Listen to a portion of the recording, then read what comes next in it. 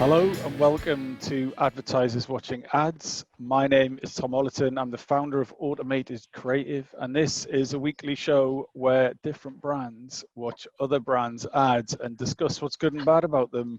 We are brought to you by the Conscious Advertising Network, so please go and check out the great work those guys are doing after the show. So this week we have some very special guests, so let's meet them. Hi, I'm Naz, Account Director at Alf Insight. Hi, I'm Peter. I'm Product Manager at Dennis Publishing. Hi, I'm Pollyanna, and I look after paid social at Wix, the DIY retailer. Thanks so much for joining us today, guys. This is very exciting. So on the 7th of September, Yorkshire Tea released this video. Heading back to work? Bro? Yeah, go on. Wondering how to tackle the tea round at a safe distance? Introducing the social distancing teapot.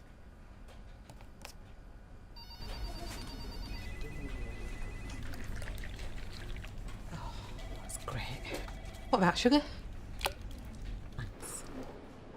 Right, that number needs to go way up. All right, next page. 95. Party ring.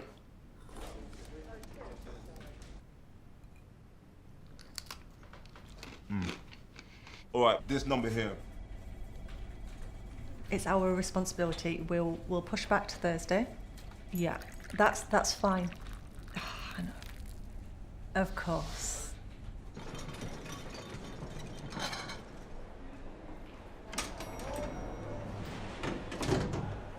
Your page 2's fine, right? Go to page 4. It's the same picture as page 2. Okay, so this probably isn't the answer. But however you do it, please enjoy your proper brew safely when you're back at work. So this ad was made by Lucky Generals. It got a fairly warm response on Facebook and YouTube, but got some interesting conversation on Twitter. But we'll get to that in a minute. So first of all, guys, what was your first impression? Naz, what did you think when you first saw that ad? So I thought it was a bit of a feel-good ad, quite light-hearted, a little bit like a Monty Python sketch, I'd say. To me, it was quite bland. It's a bit boring. Didn't like it at first, and just thought, when is it going to finish? And that was my initial thoughts. And then my last and final thoughts were back to kind of more of a marketing. They actually hit their target audience. They knew who their target audience was. When you look at Facebook and you look at all the comments, everyone really loves it. Everyone inside the ad was diverse. It was very real. So there's quite like a connection between the person watching it and the people who are actually in it. So from that point of view, they did what they needed to do, and they delivered quite a kind of slapstick, almost Chuckle Brothers type advert that people just loved, and it made them feel warm. And that is probably what we actually need right now. The part where the teapot spout goes over the guy's head and he's got to duck, like I could understand, like the humor was very soft. It was almost a little bit sort of The Office style, or a bit IT Crowd style, I thought, but without the sort of fake laughter in the background. So no, I actually really enjoyed it. But then again, I'm sort of coming at it from, I actively watched the ad from beginning to end. Does it really matter if you don't get it the first time? Have they been a bit too clever here, Pollyanna? What would have made this ad better for you? I was just thinking that if, a creative agency came and pitched that to me, I can see it as a TV ad or something in the cinema maybe, but on social, when you've only got like 2 to 3 seconds to get someone's attention and get them to watch, think about putting it on Instagram or putting it on Facebook or anything else like that. As a 15-second ad or a 30-second ad, would it have had the same power? So I think my sort of cynicism around social makes me feel like it's a very small proportion of people that will actually watch it. And what about the 99% who are trying to skip ads as aggressively as possible? Naz, I'm interested to know your view on the political comments that showed up on Twitter. Yorkshire Tea quite famously dissed far-right activist Laura Towler.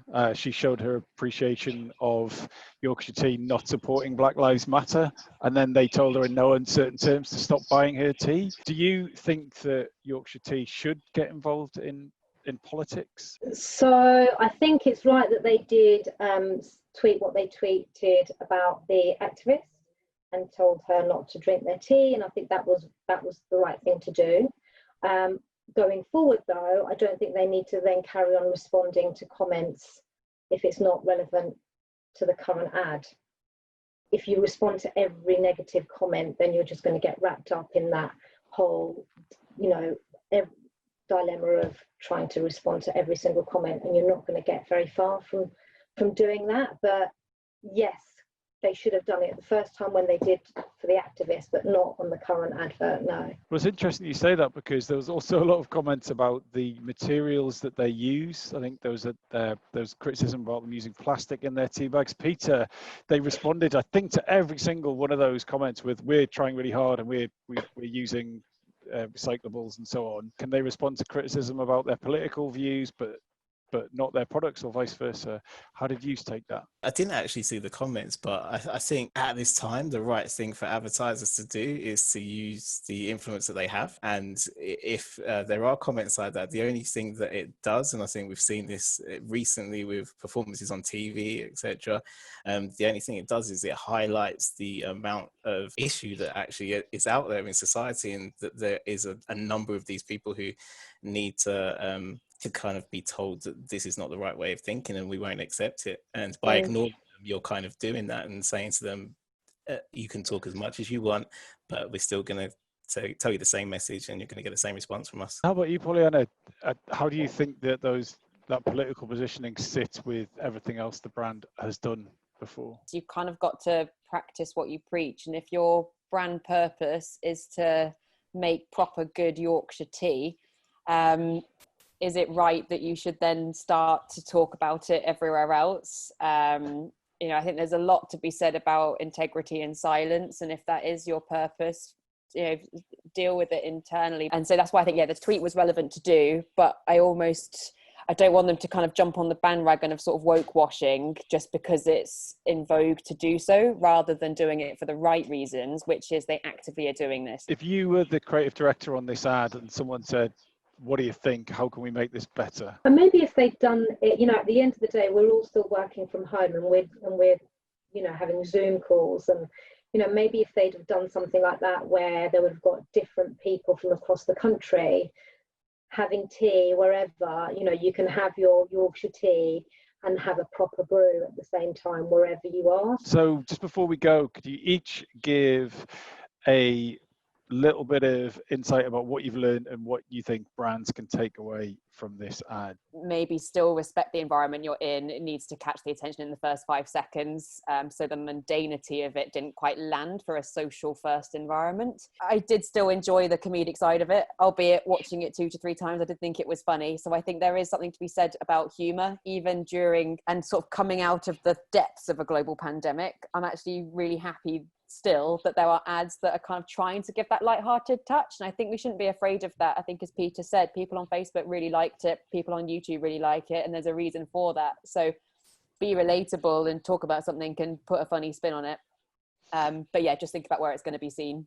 How about you, Peter? What's your takeaway that you want to pass on from this ad? The main thing to take away from this is that I don't matter, because I wasn't the target audience. It was their tea drinkers. And when you look at the Facebook comments, you can see that they all loved it. They really loved it. And at this point as well in time, like I said before, everyone's kind of very political right now, and this was something that was just nice. It took them away from that political space, and this probably just gave them that light-hearted humor that they needed to come away from it for a minute and a half. I know it was long, but I guess for a minute and a half you forget about what is going on in the world and just think, oh, this is actually quite funny. How about you, Naz? I would say my takeaway would be, as Pollyanna said, Pollyanna, you covered most of it all really, but keep it short, light-hearted, and make it fun. Brilliant. Naz, Peter, Pollyanna, thank you so much for your time. We'll see you next week.